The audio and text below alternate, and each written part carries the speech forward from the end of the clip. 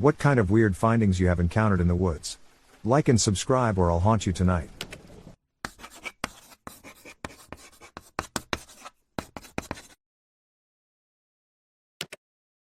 I got a special wilderness permit to go into an area in the mountains in CA where they hadn't allowed foot traffic in 20 years. There were no trails. It was myself and 2 other Marines, and we did it in exchange for seeing if there was a rare kind of trout in the streams up there. I guess the Forest Service didn't have anyone who wanted to do it.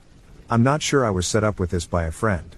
Anyway, we hiked for 2 days with no trails using just a map and compass. And on the second day we walked around this huge cliff to find a full-on cabin with a lawn and solar power and washer and dryer, the whole 9 yards, all built into the rock face of the cliff. You couldn't see it from above, so it had gone unnoticed for years.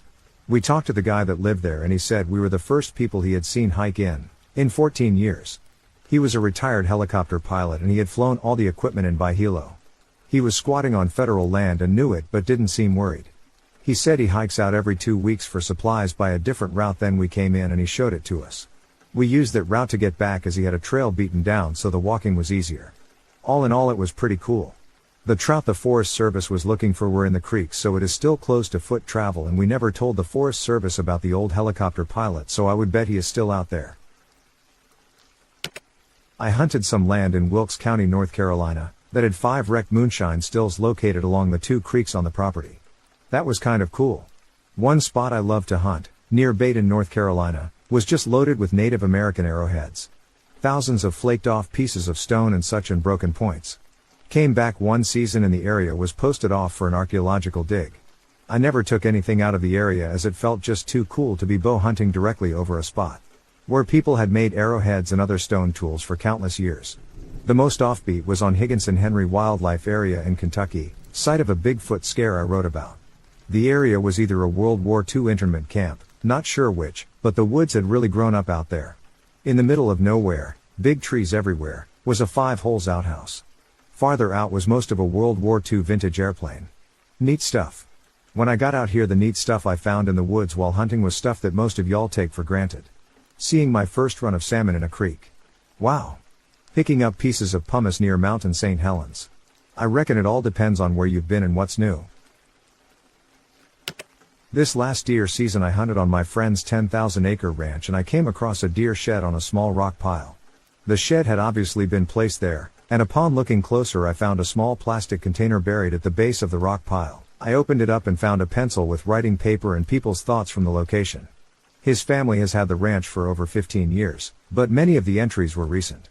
Around 2005 to 2006. People wrote about shooting at elk out of season, in May, and bagging a cougar in the same spot. Other entries contained profanities about a rattlesnake and Jimmy smashing it to death. The next entry was a hippie saying Jimmy needs to be one with nature. The highly intelligent elk and cougar poachers wrote their full names with dates of the hunt and we turned them over to my friend's uncle. We left the shed, and wrote a note inside the container saying you were on private property, etc., etc. On Mary's Peak I came across a car down an old, dark road and it was covered in towels and tarps.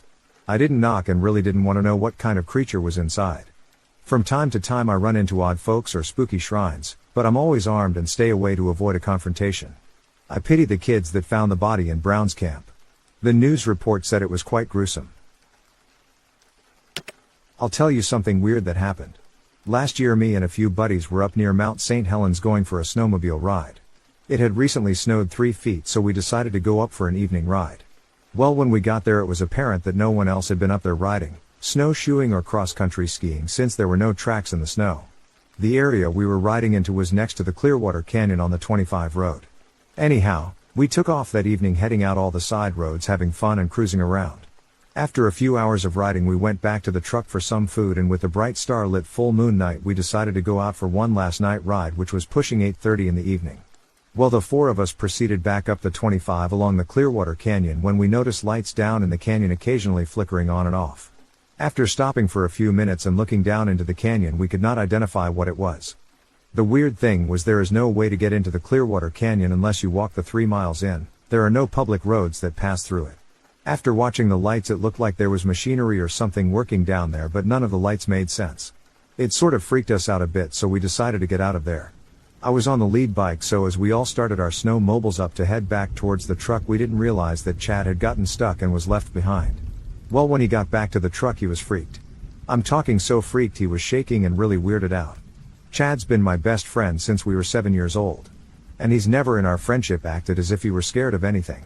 Well, Chad went on freaking out saying we needed to hurry up and load up and get out of there, screaming there's something up there with a super bright light and it was coming for me on foot. Well, I guess when Chad had his snowmobile stuck this thing, or human? I don't know, came up out of the canyon towards him, and by the time he finally got his snow machine unstuck, it was 20 yards away or so, pointing the light right into Chad's face. To this day we've still never figured out what or who would have been that far off of any roads in that canyon with 3 to 5 feet of snow around, and still can't figure out why someone would be walking out of the canyon, which was 2 to 3 miles from the bottom to where we were at 9:30 to 10 p.m. at night. The only thing we can think of is they might have been doing some military training in the canyon. I found 2 meth labs about 5 to 6 years ago while turkey hunting near Eugene. The amount of trash was amazing. Tents, 5-gallon buckets, a Coleman stove, pots and pans, so much food and cold medicine wrappers it was sickening. I wasn't really sure if where I had ventured was legal, so I made an anonymous tip. My brother was out scouting near Eugene about 6 years ago and found a decomposed body with a chrome handgun laying 6 feet away. They led the cops there and showed it to them. It was identified as missing mentally ill man and listed as a suicide. A place where we used to hunt late season near Ashland had a man camped in a VW Bug, yes, the small VW, back off the dirt road. During the hike in you had to pass his camp. I never saw the car move, but did see him taking a shower with one of those solar shower bags while it was snowing and there was 4 inches of fresh snow on the ground. Huge fat naked guy showering in a snowstorm. While hiking with my dad and brother near Mountain St. Helens, we came across an abandoned canoe in this small raging river. So it was kind of weird to see someone actually tried to float that river in a canoe. But of course, my dad wanted to take it back with us. We were too far in to pack it out on the trail, maybe 7 miles or so in. So we had the dumb idea of trying to float it out. Well, the current had it pressed fairly hard on some rocks, so we had to pry it out with tree branches. We finally all got in, and started down the river. Twice we had to bail out of the canoe, because we were going to be smashed against some large boulders. We had that darn canoe totally inside out with the current, and wrapping it around fallen trees. Several times, we had to just get out and walk it around some rocks. It took the better part of the day, but we finally made it back to the trailhead. We were all white from being cold. The aluminum frame was totally destroyed, but the canoe was still floatable. To this day, my dad still has that wreck of a canoe. Weird thing in the woods, but at a ski resort, bachelor, my dad died in 1988. My wife and I were just married and did a lot of snow skiing. My mom gave me my dad's wedding ring, a 1-carat diamond with a heavy gold setting. I was wearing it on a day at bachelor. We had been skiing all morning. We stopped to have a burger and a beer at the lodge. I looked at my hand. The ring was gone. Now we had skied all over the place. I was sick. I had lost the ring. I looked in my glove, not there. I was in tears. My dad's ring was gone. It was a custom ring. My wife was trying to calm me down. She said you can have new one made. Well, it just would not be the same to me. I said let go home. She said, go to the lost and found and ask. So I did. The lady said you can come back in the spring and look. A lot of people come back then to find things. Maybe it will turn up. Yay, right. Let's go home, I said. My wife says come on, cheer up, it's not the end of the world. I was ready to spit up my lunch at this time. She says, let's go for one more run. I said no. She says come on. So we go one more run, black chair at the time. I blow down the hill and wait at the bottom of the run for my wife. She is taking her time. I was standing at the bottom, skis off and getting kind of hot under the collar, not to mention sick to my stomach. Up to me she skis, she has tears in her eyes, she says I found your ring. I first thought, real flipping funny Patty. She takes off her gloves, goes for her pocket and pulls out the ring. Wow. The rest of the story is that she stopped midway through the run too. I don't know, powder her nose? She skis backwards to slow herself, looks down and sees a dark spot on the snow, takes her ski pole and flips the snow and uncovers the ring. I don't know how this happened, but God was there. 20 years later, the story still is talked about, a lot. How did that ring get back to us? Me. A ski resort, tons of people? Amazing to me. Down here in Oregon, I have stumbled into a half dozen pot fields. Some pretty basic, but a couple were large and pretty sophisticated. I found one stolen, brand new Toyota pickup that had been missing for 3 months. Also one body, that turned out to be a suicide. Once found a very large cage, in a small meadow, like circus cage. The bars were probably 1.5 to 2 inches thick. The cage was roughly 6 feet wide, by about 8 feet long, and about 8 feet tall. It had a door that slid down at one end. It looked extremely heavy, and I have no idea how someone got it that far from a road, approximately 3 miles, and what they were trying to trap with it. Found a small Indian cemetery in Central Oregon. Looked like it was a family buried there, all from the early 1900s, from the makeshift tombstones. Also found a wrecked airplane a couple years ago. It was a small 2-seater plane. And there was no survivors. It had been reported missing 6 years earlier, and the Federal Aviation Administration wasn't aware of where it was. Also, 2 weeks ago while scuba diving, I dropped down onto a wrecked sailboat that hadn't been there that long, maybe a couple years. The local fishermen didn't know it was there. I marked it and I'm going back in a few weeks. I found one of the satanic altars way up in the Mountain Hood National Forest once. We were about a mile back off a popular hiking trail and stumbled across a pentagram arranged out of medium-sized peculiar-looking stones, in front of a large flat-topped boulder at the base of a rock wall. My buddies who were with me got really scared and wanted to leave ASAP, but I made them wait until I rearranged the rocks into a smiley face. While fishing the lower Sandy, I walked past a large naked guy playing with himself in the sand and talking gibberish. I didn't see him until I was right up on him. We made eye contact, but I just walked on by without missing a step, as if it hadn't really happened. Bad memory. I also seem to find pairs of shoes on a fairly regular basis out in the middle of nowhere. I always wonder how in the heck people manage to lose their shoes out in the woods. My dad has found some cool stuff in the woods over the years as well. A lot of old logging artifacts, including a really old hand crank winch that he found with cables hooked to a huge old growth cedar that was fairly rotted out. Apparently some loggers had attached the winch to one tree and used it to try to pull another in a specific direction while they were cutting it. Anyhow, something went wrong. And the cedar they were pulling on ended up on top of their winch, hammering it right into the dirt. Must have been there for quite some time, since the timber my pops was cutting at the time he found it was fairly mature. In any case, he dug it out and pulled all 200 pounds of it back to the truck. For those of you wondering how heavy stuff like truck seats and circus cages make it way back into the woods, it's probably crazy old loggers like my dad. Looking at that winch, I would never in a million years get it into my head that I would want to drag that thing through the brush and try to lift it into my truck. In any case, he got it home and spent weeks cleaning it up and wire brushing it. It now sits in his shop with an assortment of other logging artifacts has found over the years. My hunting partners came across a couple of marijuana grow operations while we were elk hunting in the Saddle Mountain unit. We found a few of the remains of an old Diamond T logging truck. It wasn't much there, but I took the radiator surround. It was rusted way beyond doing much with it, cleaned it up, rattle-canned it silver and made a shadow box wall hanger out of it to display other found artifacts. I've run across a couple of old concrete structures in the Coast Range. That must have had something to do with old logging or sawmill operations, although their purpose wasn't really clear.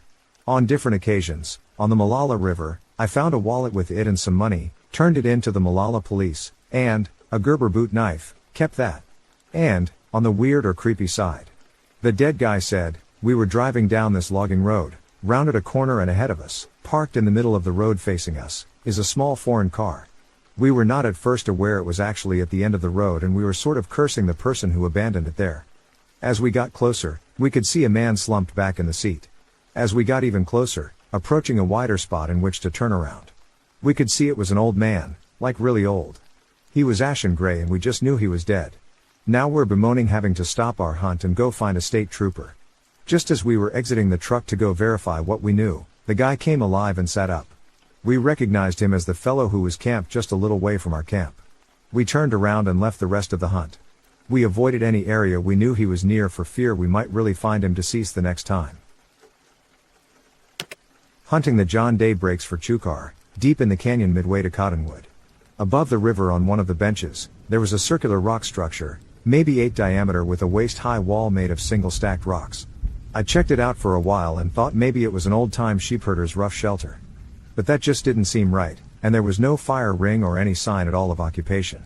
Now, all along the John Day there's petroglyphs of bighorn sheep. I suspect this shelter was actually a blind from which the Indians hunted the bighorn. In an iron mining region, hardwood forests have grown up and covered the old mines and villages. One winter day after exploring a hard rock mine that bats hibernated in, we hiked the hill that rose above the mine. A short ways up we came upon an old cemetery from the 1870s. In actually very good condition considering it was unmaintained there in the oak forest. Reading the graves, you would find clusters sharing the same date of death indicating the mine had seen a number of bad accidents. And just fun, I was doing an August afternoon day hike by myself in the Jefferson Wilderness, looping up and around Canyon Creek meadows on Three Finger Jack. Hiking back out, I followed the creek where there were deer around every corner. My exploratory detours made my hike much longer and darkness fell. Being familiar with the terrain and being a warm, clear summer night I wasn't concerned about walking around in the dark. I actually like nighttime hikes a lot. I finally picked up the PCT, heading north a little until intersecting the trail that would take me due east and back down to Jack Lake Trailhead. This trail skirts Wasco Lake. Coming down and approaching the lake, but above it, I heard a guitar and singing. Stopping at a cliff above the lake. Some ways below me and visible in the dark was a small group singing Don McLean's American Pie. You know how sound carries over water? So I sat and finished my canteen and listened through all the long song's verses. Finally they finished. Saying nothing, I just clapped in appreciation and continued down the trail. I'm sure they must still wonder who the heck was out there in the night, clapping. Bigfoot? I found a few very mentionable and a few unmentionables. One odd one was a full wooden case of Coca-Cola in bottles. We found it in the Saco River in Maine on a canoe trip after a flood. It was half buried in sand. Some of the caps were rusted off and there was cork lining under them. Not weird, but cool to find. It was quite old. In 1991 I was hunting the Tioga unit and shot a 4-point at about 200 yards down a steep ravine. He was just up from the bottom on the other side, so I took the shot because there was a flat hike out following the bottom of the ravine to a road 3 miles away. No way I could pack the deer up, and the hike out was a chore to say the least, but it was clear shot, and I dropped him. Later to find out it was a non-lethal hit, but the deer slipped and broke its neck, a whole other story. Anyway, I had a very early elk horn handle Gerber folding blade knife in a leather case on my belt. My grandfather had given it to my dad years before, and my dad gave it to me. As I was sliding down the ravine to retrieve the deer, followed a short blood trail and located the deer, went to grab my knife and gut it for the hike out, but the knife was gone. Sheath open full of dirt. Not only was I mad because I had to make a decision to leave the deer until I could get a knife back to where it was, or pack it out whole.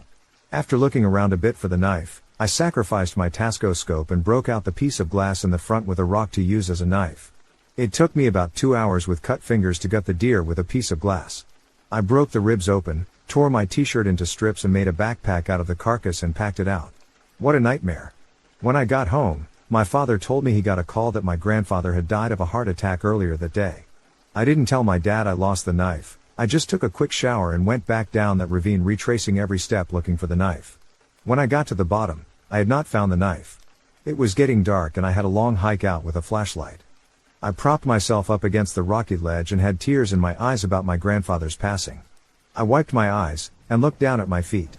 And saw what I more or less hoped was a tiny point sticking out of the sand.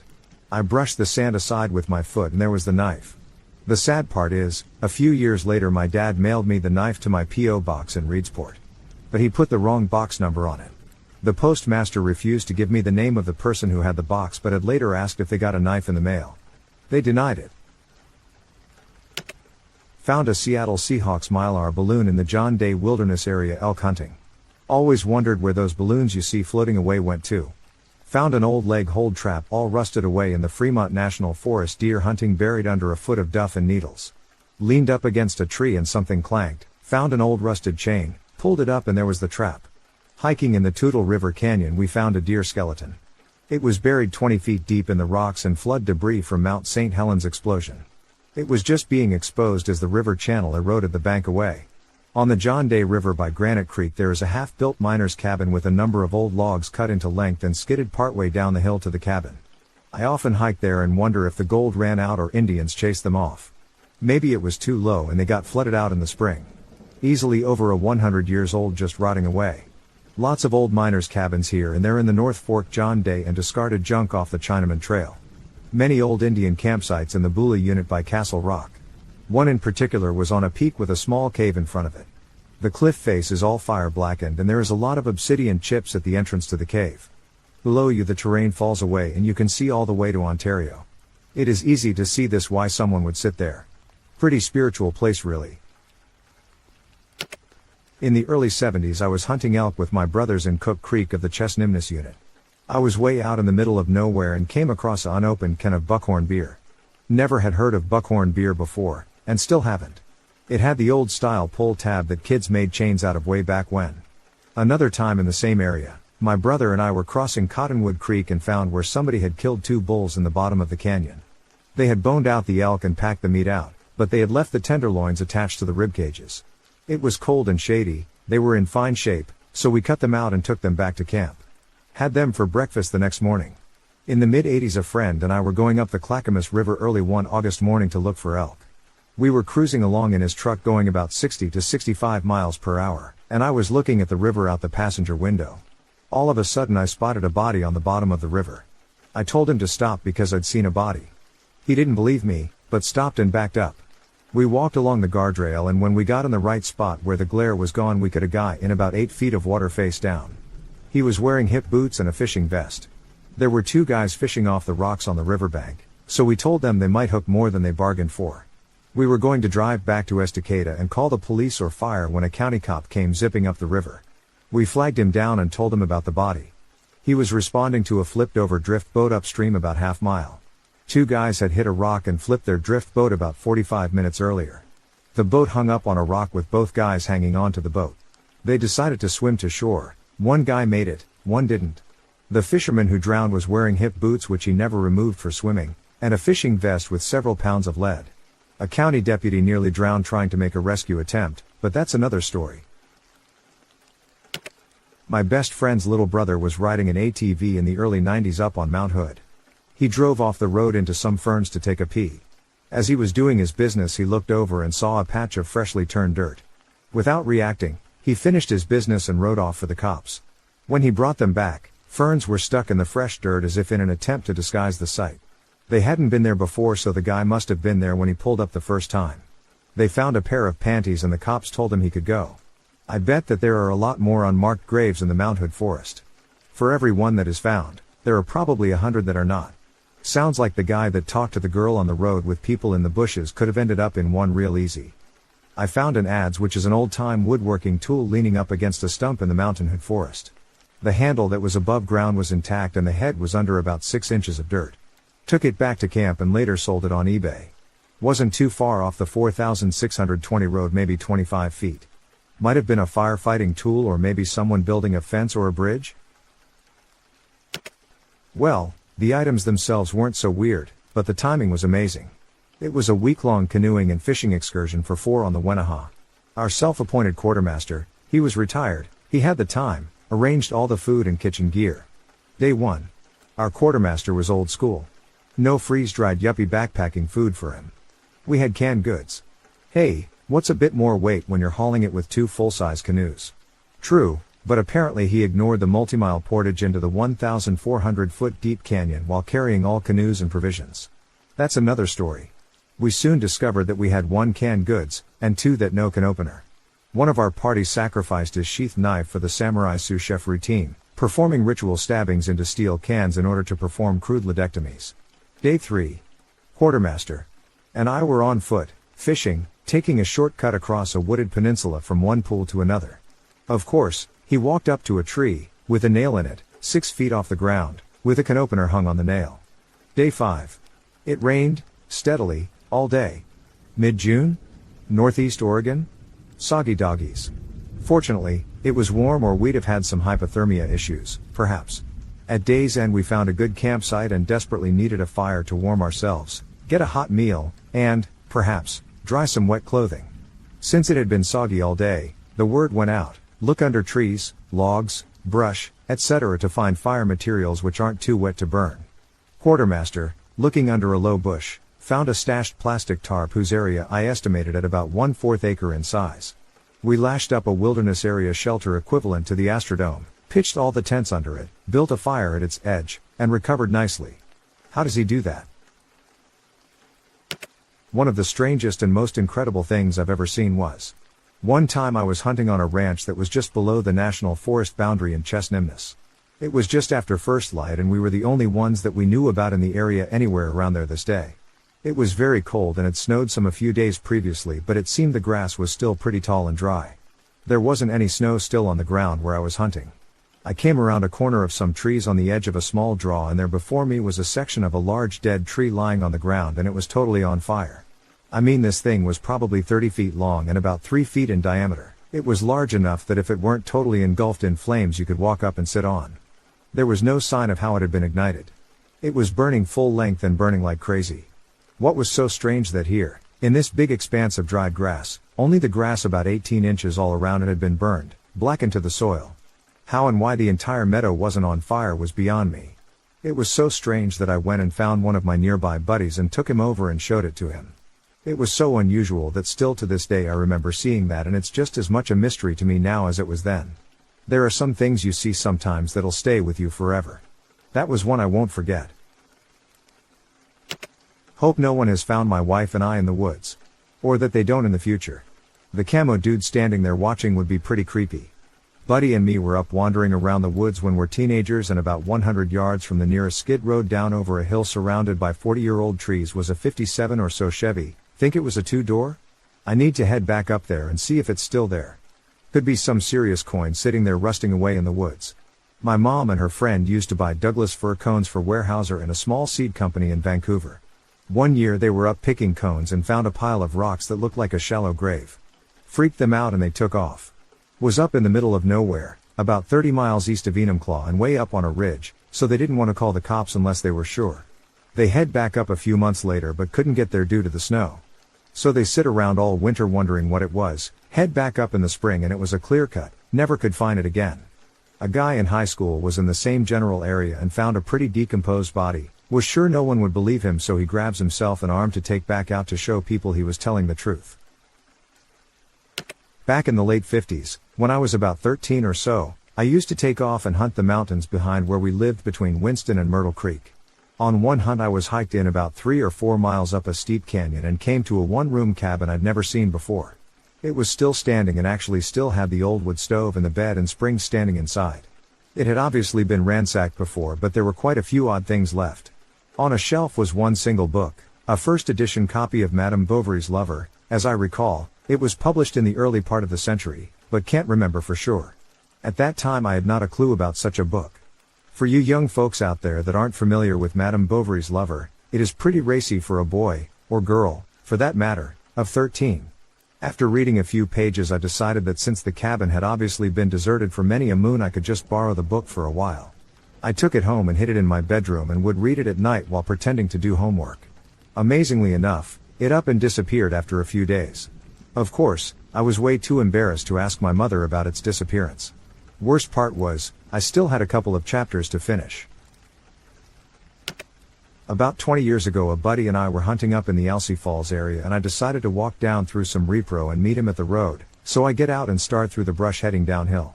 I got maybe 20 yards off the dirt road and I notice a little girl's bike laying there. I look down the trail a little more and see a huge area of fresh turned soil. I didn't think much of it and walked through it. The ground was mushy and I tripped over something buried in it, so I look down and here is the sleeve of a windbreaker and it looked to still have an arm in it. I rushed down the hill and my buddy and I went into Alpine and called the state police. After about a 3-hour wait the cops show up and we go to the spot. He digs around a little bit then tells us not to leave, but we needed to exit the crime scene. We went back up to the truck. And he comes up and tells us it looks to be a body. He was calling in another officer, so we wait a little longer and the other officer shows up with a shovel and a duffel bag full of equipment. He starts digging a little at a time so he can pull she sleeve free, and then he stands up, wipes his forehead, smiles and says it isn't a body, it's a jacket stuffed full of stuff. We were all relieved to see it wasn't some little girl, but over the course of the next few hours the two officers pulled guns, boat motors, and all kinds of belongings that had been burglarized from people's houses from the pit that was dug there. Whoever the criminal was had dug a big underground stash cave to store all the loot.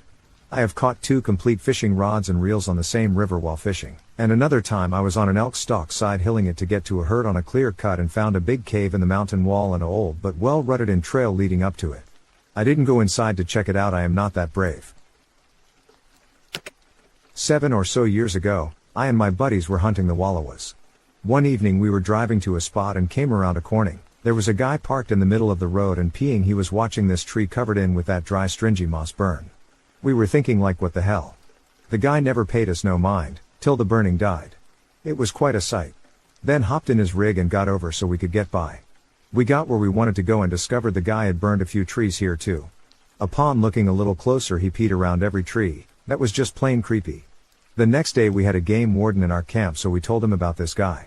The game warden kind of chuckled and said, "You sure he was peeing?" We told him we were a little concerned about this guy doing it during the summer. And burning the whole mountain. So he would check things out. The next morning we had a forest guy up there asking us a bunch of questions. He said he had a report of this a couple of years ago but didn't get up here right away and the snow got too deep. So he wanted to act on this quickly because there was also some unsolved arsons in Elgin. So one of our guys took him around and they found 30 to 50 trees burned. A few of them were live trees, so that's what he said they could nail him on. Last we seen was a bunch of green trucks racing up to get him, but we never did hear what happened. I was hunting elk in the rifle season of 1978 or 1979 with my uncle. We were up the middle fork of the Willamette above Oak Ridge. There was about a foot of snow on the ground and we hadn't seen any elk at all. My uncle's work buddy was hunting there too, but camped down the road from us. We were at Indigo Springs. Anyway, the buddy pulls into our camp after dark one night. And says he wants us to follow him out in the morning to a spot because he had something to show us. That was it. No, how was your hunt? No, have you seen anything? Just follow me out tomorrow. So we did. What he wanted to show us was Bigfoot tracks. No joke, the tracks were in the snow, and they walked along the road for about 30 yards where the side of the road was about 4 foot higher than the road bed. Then the tracks jumped out into the road, I would guess 12 to 15 feet, and then walked across the road. Then the tracks stepped over a log that had snow on it and didn't even brush the snow that was piled up at about, I'd say, 38 to 40 high from the ground. I have an 8mm movie of it all that I took when we were there that kind of shows the tracks. Not good equipment, and it was getting sunny by the time we went back to camp and brought the camera back. But anyway, wow, the tracks were just like everybody else who has ever seen them describes them. About 16 to 18 inches long and a longer stride than would be humanly possible. The part that amazed me was where it jumped out into the road and then stepped over that log without brushing the snow off. I am a believer, no doubt. I still kind of wonder why we never find bones or a carcass somewhere, but there was no doubting what I saw that day. 11 years ago this June we were heading north from Nevada toward Files. We stopped for gas at Denio and saw an article about a hot spring nearby. After getting directions from the guy at the store, we decided it would be a good place to camp out for the night. He warned us not to camp too close because the hot springs gets a lot of use. We found the place after about an hour detour up a road of 10 inches dust. It was just getting dark, so we made camp and dinner. After dinner we decided to take a dip in the perfect 100-degree hot spring. My wife was pregnant, so she just brought a chair to sit in. A set of headlights came from way off in the distance headed our way. My wife got real nervous. She reads a lot of the serial killer type books. I told her to go get the pistol out of the truck and come back to the spring. After about 30 minutes a big old Lincoln pulls up and parks nearby and shuts the engine off. After about 15 minutes I couldn't take it any longer, so got out of the water and grabbed a towel with the pistol covering it, and approached the car. A guy opens the door and out spills numerous beer cans.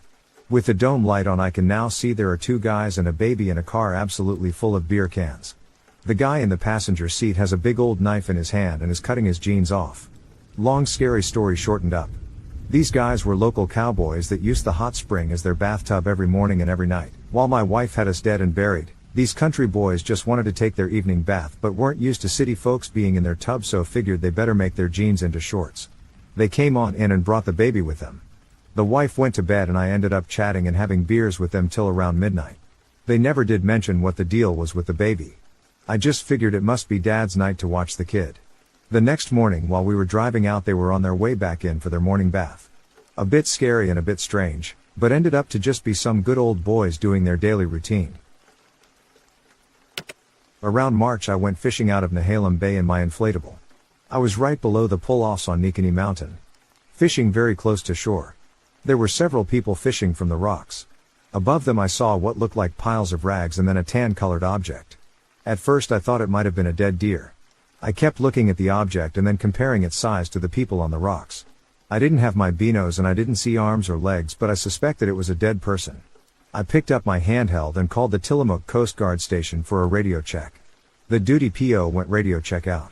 I didn't want to get a helicopter over me and create a ruckus. I decided to wait until I got back to Wheeler and report what I saw. I never did. About 2 weeks later I was sitting at home watching TV and they reported a dead body near Manzanita. Wow. I jumped up and called Tillamook County Sheriff and asked them if they found it at Nikini Mountain. And he said yes. I told him my story.